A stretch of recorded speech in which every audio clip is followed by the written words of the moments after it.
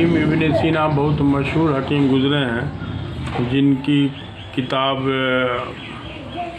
अल-क़ानून, हिकमत की किताब अल-क़ानून को अंग्रेज़ों ने उर्दू ट्रांसलेशन करके अपने इटली, फ्रांस और यूरोप के मेडिकल कॉलेजों के सिलेबस में शामिल कर रखा है। इन लोगों ने नाम बदल के एविसिन्ना कर दिया है, जो हमारी जनरेशन कुछ दिन के बाद इब्न सीना को तो लगभग भूल ही जाएगी, इसलिए कि एविसिन्ना और इब्न सीना में ज़मीन आसमान का फ़र्क है।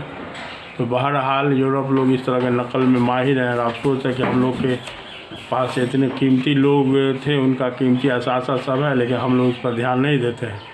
उनका एक बहुत मशहूर कौल है कि जो मुआलिज लोग जो है रोग के असल कारणों की अनदेखी करके सिर्फ लक्षणों का इलाज करता है, वो मर्ज़ को ख़त्म करने में नाकाम रहता है।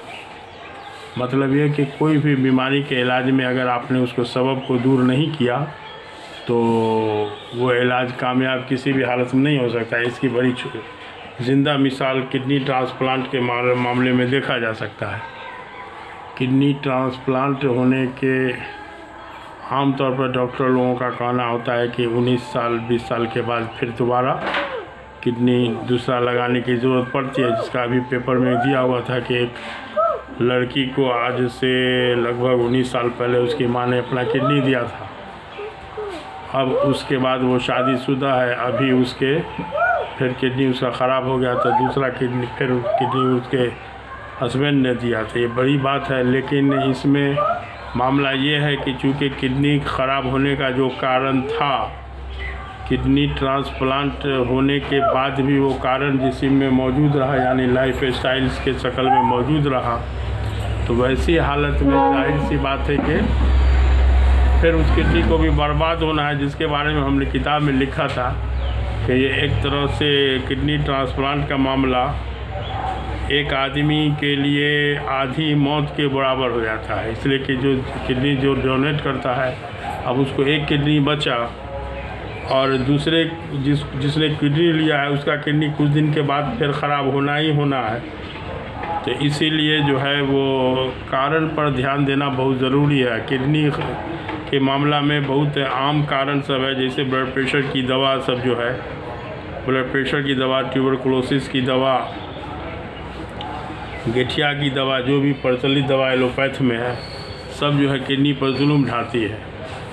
तो आमतौर पर लोग आराम के चक्कर में उतना दूर की बात को ध्यान नहीं दे पाते हैं, या मुआलिज लोग बता नहीं पाते हैं, इसलिए आदमी जो है धोखा में पड़ जाता है, और धोखा में पड़ने के बाद जो है अपना नुकसान पर नुकसान करता रहता है। हालांकि बहुत आसान चीज़ है। एक बहुत बड़ा गलतफहमी ये है कि किसी भी डॉक्टर के पास अगर आप इलाज कराने जाएं तो डॉक्टर से आप पूछेंगे कि डॉक्टर साहब हम क्या खाएंगे, तो डॉक्टर साहब आपको जवाब देंगे कि सब कुछ।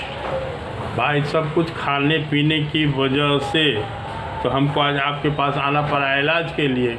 तो जाहिर सी बात है कहीं ना कहीं से स्टाइल में, लाइफ स्टाइल में फॉल्ट था, तो उसको सुधारना बहुत ज़रूरी है, लेकिन बहुत कम लोग इसकी ज़रूरत को समझते हैं। हालांकि ये बहुत ज़रूरी चीज़ है, और नेचुरोपैथी की बुनियाद जो है सिर्फ डाइट कंट्रोल पर जो है, तो इसी पर फतह पा के नेचुरोपैथी जो है वो डाइट कंट्रोल के ज़रिए सब बीमारी नहीं तो बहुत कुछ बीमारियों का कामयाब इलाज कर लेता है। और अगर नेचुरोपैथी जो हमारे प्रोफेटोपैथी से लिया हुआ है, अगर उसमें नेचुरोपैथी में प्रोफेटोपैथी यानी तिब्बे नबी वाली जड़ी बूटी को उस स्टाइल से, उस तरह के खान पान से शामिल कर लिया जाए, तो फिर गारंटी है कि इंशाअल्लाह दुनिया में कोई भी बीमारी लाइलाज नहीं बचेगी। अब नेचुरोपैथी में कुछ लोग जो है बहुत गलतफहमी में पढ़ के अपना अकल लगाए, जैसे उसमें बासी मुँह पानी पीने की खूब तारीफ़ की गई है, जबकि बासी मुँह पानी पीना हुज़ूर सल्लल्लाहु अलैहि वसल्लम के सीरत में कहीं नहीं देखा। बासी मुंह में अगर है तो शहद पानी का शरबत है, जिसके बारे में अभी रिसर्च हो चुका है कि शहद पानी पीने का शरबत पीने वाले को कम से कम उस दिन हार्ट अटैक नहीं होता है। ये बहुत ज़रूरी साइंटिफिक चीज़ भी है। आप सो के जब उठते हैं तो बॉडी आपका 7-8 घंटा 10 घंटा का समझिए फाका झेल चुका होता है। उस वक्त जो है ब्लड शुगर लेवल भी डाउन होता है। तो वैसी हालत में कुछ ऐसी चीज़ की ज़रूरत है आपके जिस्म में, जो जिस्म में जाए और तुरंत बगैर ज़्यादा परेशानी के तुरंत हज़म हो जाए, पच जाए। तो वैसी हालत में शहद से अच्छा कोई दूसरा चीज़ नहीं हो सकता है। तो इसलिए शहद पानी का शरबत जो हुज़ूर सल्लल्लाहु अलैहि वसल्लम के सुन्नत में से साबित है। और फिर शहद पानी का शरबत असर के बाद जो सीरत में है, तो उसके बारे में भी है कि अगर आप दिन का खाना ज़ोहर से पहले यानी ज़वाल से पहले खा के अब जो होगा असर के बाद जो होगा, फिर थोड़ा सा जाहिर सी बात है 4-5 घंटा हो चुका होता है खाना खाए हुए, तो उस वक्त जो है बॉडी में ग्लूकोज लेवल थोड़ा सा कमता है, घटता है। तो उस वक्त भी इंस्टेंट एनर्जी के शक्ल में शहद पानी का शरबत सबसे बेहतरीन शरबत माना जाता है, जो कुरान से साबित है। तो अब यह है कि सब कुछ बता दिया गया है, अमल करना न करना आपकी मर्ज़ी है।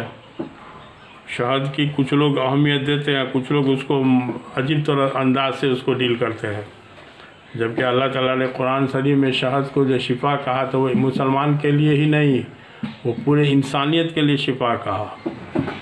और अभी अल्हम्दुलिल्लाह सोशल मीडिया का ज़माना है, सोशल मीडिया पर हदीस वगैरह इतना उसमें अपलोड किया हुआ है कि गैर मुस्लिम भाई लोग भी हदीस देख के शहद पानी के शरबत का एक रिवाज बनाते जा रहे हैं, जिसकी वजह से कोरोना के बाद शहद की कीमत में एक बैग उछाल आया है, शहद की कीमत में। और उसके बाद एक मंगरैला आता है, उसके कीमत में बहुत हेवी उछाल आया है।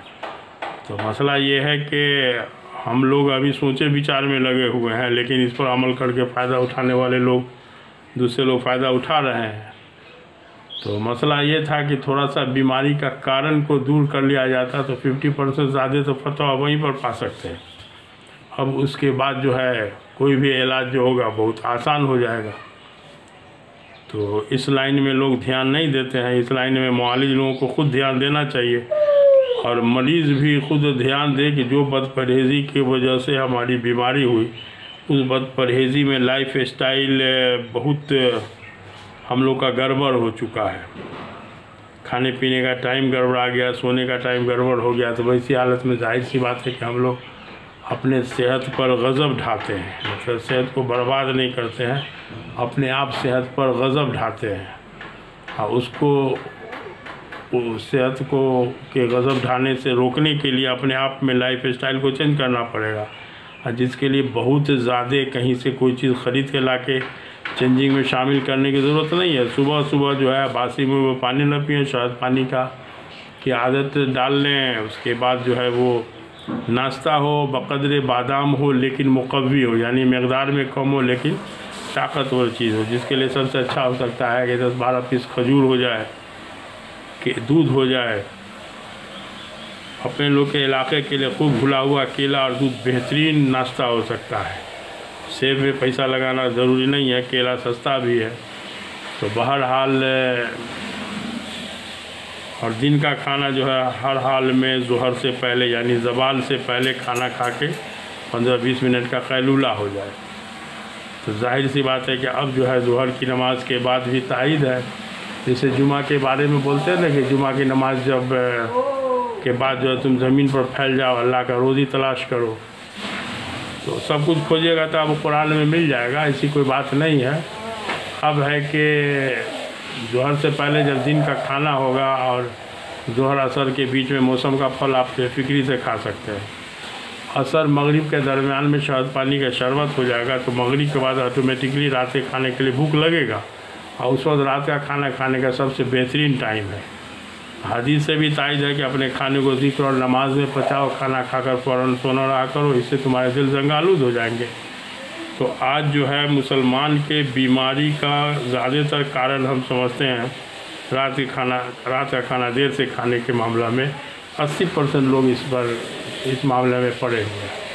हमारे बिरादर वतन वाले लोग जो है, इसमें जो पियक्कर नहीं है, तो वो 8 बजे के लगभग में खाना खा ही लेता है रात का खाना। तो इस नियत से जो है उनके यहाँ बहुत सारा चीज़ मामला हेल्थ के मामला में सही गड़बड़ी नहीं है, हम लोग के यहाँ बहुत ज़्यादा गड़बड़ी है। और जाहिर सी बात है कि ईशा की नमाज़ के बाद खाना खा के सोइएगा तो गारंटी है नींद आपको साउंड स्लीप कभी नहीं होगा, ना ठीक से खाना हजम होगा, नींद होगा। तो वैसी हालत में जब नींद नहीं होगा तो धीरे धीरे बीपी बढ़ेगा, कुछ दिन के बाद वो मोटापा को बुला के लावेगा, डायबिटीज़ को बुला के लावेगा, बहुत सारा बीमारी शुरू होगा। तो उस सब पर फतवा पाने के लिए थोड़ा लाइफ स्टाइल को बदलिए, रात का खाना सवेरे खाइए, इसके बारे में हम अक्सर बोलते रहते हैं। और हमारे वीडियो पर लोग कमेंट कीजिए ना, कमेंट। अभी हमारे एक मुखलिस थे जो उन्होंने हमको कमेंट किया कि आप जो है वो जय हिंद जय भारत से स्टार्ट करते हैं, तो और कोई दूसरा लोग इसके, तो हम कहा जाता हमको कुछ समझ में नहीं आ रहा, आप कोई गाइड कीजिए। तो उन्होंने बात चाहे तो गाइड किया कि बिस्मिल्लाहिर्रहमानिर्रहीम से शुरू कीजिए, और उसके बाद जो समझ में आवे तो हम उस दिन से अल्हम्दुलिल्लाह याद रहता है तो उसी से शुरू करते हैं। तब है कि आप लोग भी थोड़ा सा कमेंट करके कोई टॉपिक के बारे में बता सकते हैं, या कोई मामला समझ में नहीं आया ये भी पूछ सकते हैं। तो थोड़ा सा इस पर ध्यान रखा जाए तो ठीक है। इसको सब्सक्राइब और शेयर भी कीजिए, ताकि आपके साथ साथ कुछ हमको भी फ़ायदा हो और दूसरे लोगों को भी फ़ायदा हो। तो ठीक है, तो खुदा हाफ़िज़।